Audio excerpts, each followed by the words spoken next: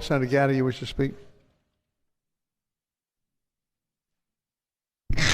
Thank you, Mr. President. Just honored to come up here today to support this bill. This is a big deal. I know many of y'all have been here a long time. You know, leadership is tough when it comes to an issue like this because we've had long debates all day. And one of my favorite stories from history is about the conqueror Cortez as he headed from Cuba over to Mexico, and every other exploration before him had failed. So he unloaded the boats, he unloaded his men, and his first order was what? Burn the ships. And the reason he did that is because even though he had painted a picture of the great treasures of Mexico, he had fired up his men, he always knew that in the heart of man there's something called fear. And if you don't remove fear from the heart of a man, he will retreat. That's his nature. Let's not forget what this bill does.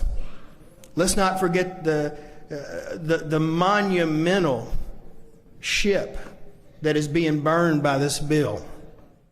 To protect human life, nothing in this Constitution shall be construed to secure or protect a right to abortion or to require the funding of abortion. You know, we can all remember when we first found out that our spouse, that we were having that first baby. I remember Susan and I, she was in graduate school. We've been married about 3 years, and I thought, wow, let me say that backwards. Wow, we're having a baby. Had no clue what to do. I was full of fear of changing diapers, fear of what's going on. I had a dream of having 10 boys because Gattis are pro-life and prolific. And here we are 20 years later with all girls. Fear sets in every day. And Catherine was born, and we were on Medicaid. Our doctor sat us down and said, y'all are poor students. You can't make it. And we had a lot of fear. But Susan and I decided to burn the ship. We said, we're going to reset everything. We're going to do what needs to be done to raise this little girl. And it was a few years later, when Susan was pregnant with our daughter Elizabeth, that Catherine woke me up to go to church, this little 2-year-old girl.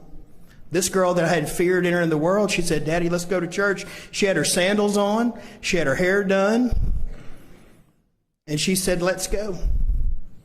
And I said, where are we going to sit? She said, I want to sit on the front row. And I'm like, I don't want to sit on the front row. And the preacher preached out of the book of Nehemiah, and he said, even children can lead people to Christ.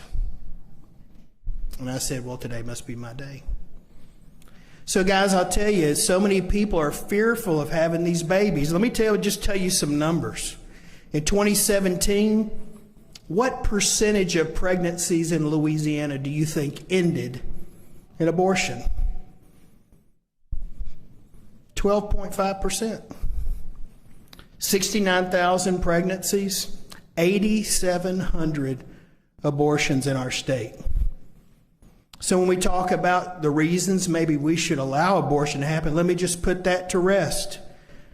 In this same year, only about 1,800 rapes were reported throughout our state. Only 1,800. Now that's a big number. We should be scared of that. We should work on that. But 12.5%. 12.5% of our pregnancies ended in abortion.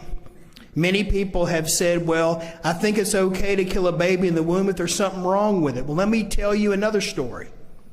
You know, we had Rebecca, everything didn't go right. It didn't. The doctor made a little mistake that turned into a big brain injury. And sweet Rebecca never walked or talked on this earth. She had so many seizures that the doctors at Shriner said, do you know her hips are out of socket? And we said, yeah. They said, we're going to rebuild her hips. And we said, she's not going to walk. You don't have to do that for our trouble. And the doctor began to weep a little bit, and he said, thank you. She never walked, talked on this earth. We fed her through a feeding tube. When she finally passed away and God took her home, all my daughters were at home. We all sat around there, and we weren't happy that she had left. This special needs girl, we had to hire somebody to live with us. It was crazy. And when I hear people say, you know, it's okay to kill a baby in the womb if there's something wrong with it, let me tell you something. That little girl that never walked or talked in our life brought a lot of people to meet Jesus. Had a lot of people think about what life is. I can't look at Fannin because he was at the funeral.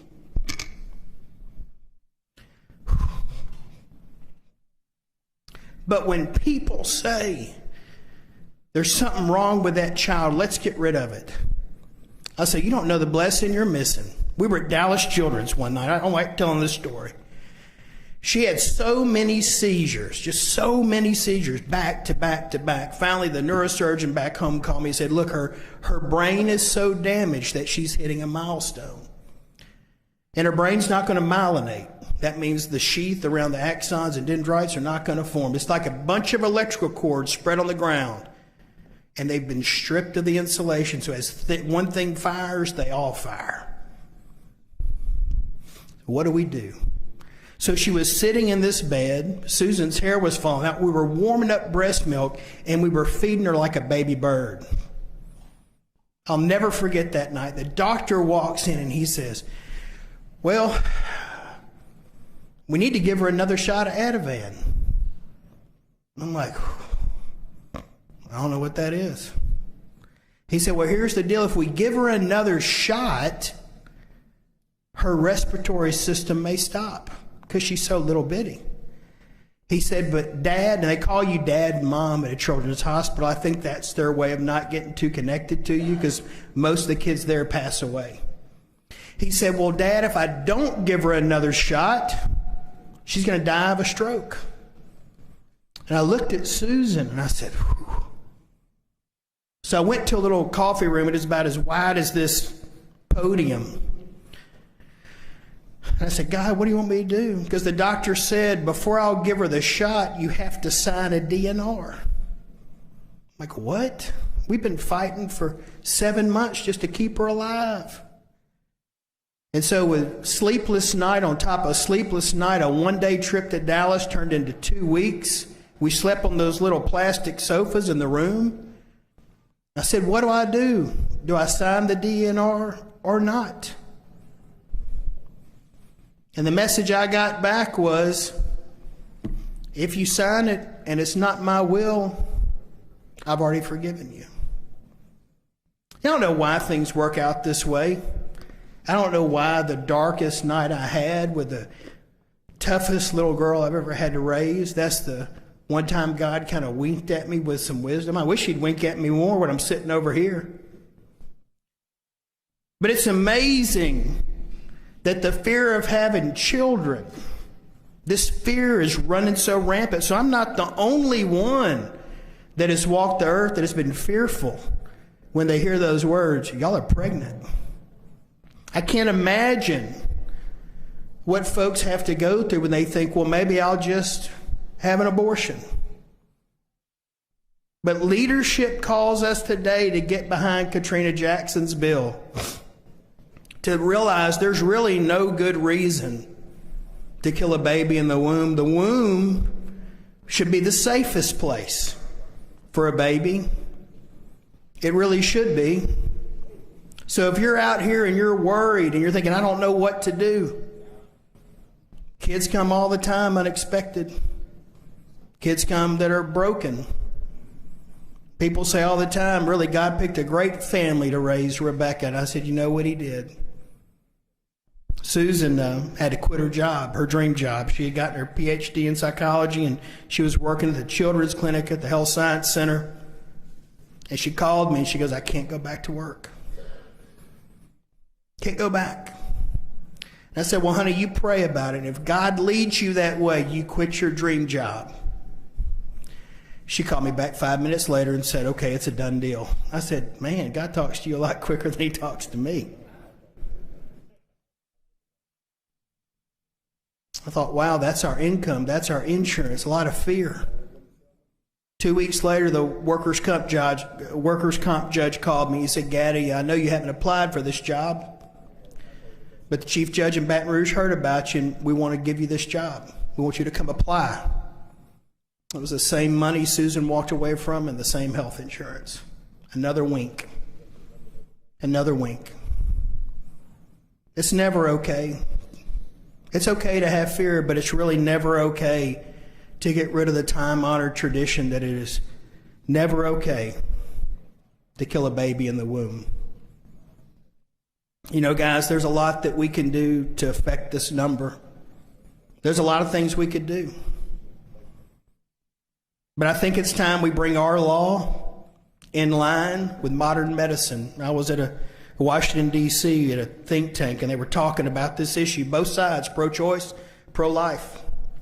And the pro-choice guys, they couldn't figure out why the number of abortions was going down in a certain age group. And the pro-choice people said it was because Jesus. We got them. I was like, that can't be that.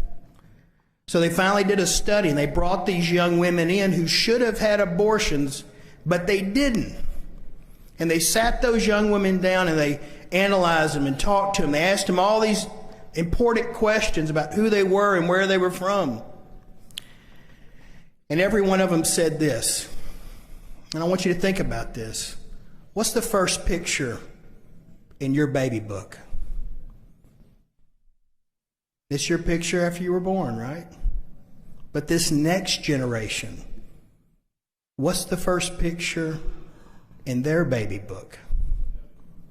The sonogram. You see that? That age-old lie that that's just a mass of cells? No, their mom or their grandmom or their Mimi or the papaw sat them down. They opened that book one night when they wouldn't sleep, and they said, that's when we first found out you were on the way. Well, how old was I? How much did I weigh? You weighed about 4 ounces. You were only about 6 weeks from conception when we found out you were coming. It's time that our law catches up with science. We don't need to lie to people anymore and say it's okay to kill a baby in the womb if there's special needs. It's okay to kill a baby in the womb if you can't afford it. We got to stop lying to the people and tell them the truth. Now listen, some of you aren't going to vote for this bill, and I know that. And I respect that. There was a billionaire over in Texas, and he had 1 million acres, and he had billions of dollars. He had cattle everywhere. He had a beautiful young daughter. Sweet little girl. She was 18. He wanted to find the proper man for her. All right? So he said, let's line them up and get them over here. And he filled his pool full of alligators and crocodiles and snakes and turtles. And all the young men lined up at one end. He goes, here's the deal. You'll have a choice. You can have $50 million, you can have 100,000 acres, or you can have my daughter's hand in marriage. All you have to do is swim the whole length of the Olympic-sized pool. And before he could finish his sentence, he heard a splash at one end, and a young man got out the other end wiping the water off. He said, young man, what do you want? What do you want? You want the 50 million? You want the acreage? You want the daughter's hand? You know she's getting everything. He goes, no, sir, I want to know who the heck pushed me into the pool. You see, I'm just trying to push some of you into the pool. I know it's going to be tough going back home. I'm asking you to swim with some alligators and make this tough decision. But 100 years from now, we're going to be somewhere. And wouldn't it be awesome to welcome these families where we are? Thank you, and I rise in support. All right.